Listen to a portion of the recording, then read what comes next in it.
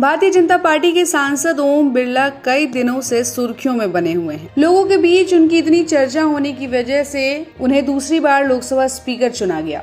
ओम बिरला ने इस बार राजस्थान की कोटा सीट से चुनाव जीता है और उनके राजनीतिक सफर की खास बात यह है कि वो आज तक कभी किसी चुनाव में नहीं हारे। हालांकि पहले भी कई बार अपनी हाजिर जवाबी और बेबाक अंदाज को लेकर वो चर्चा में रहे हैं, लेकिन अब ओम बिरला के साथ उनकी बेटी भी खबरों में आ गई है।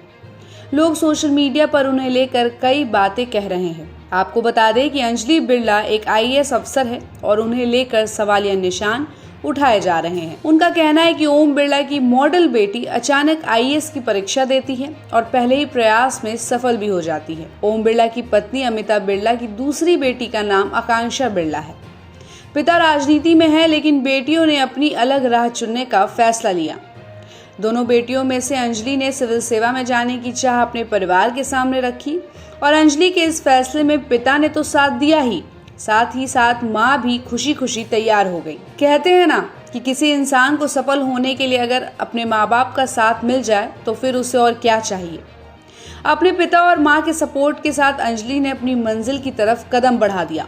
साल 2019 में सिविल सर्विस की परीक्षा पास की थी। उन्होंने पहले ही अटेम्प्ट में सफलता हासिल की और इस समय वो रेल मंत्रालय में आईएएस अधिकारी के तौर पर काम कर रही हैं। बात अगर अंजलि बिरला की पढ़ाई लिखाई की करें तो अंजलि बिरला ने कोटा के सोफिया स्कूल से अपनी स्कूली शिक्षा पूरी की। स्कूल के बाद अंजलि ने दिल्ली विश्वविद्यालय के रामजस कॉलेज से राजनीति विज्ञान की पढ़ाई की और इसी दौरान अंजलि ने यूपीएससी की तैयारी भी शुरू कर दी और पहले ही प्रयास में दुनिया की सबसे मुश्किल परीक्षाओं में से एक पास कर दिखाया। आईएएस अधिकारी अंजलि बिरला वर्तमान में केंद्रीय रेल मंत्रालय में अपनी जिम्मेदारी निभा रही है।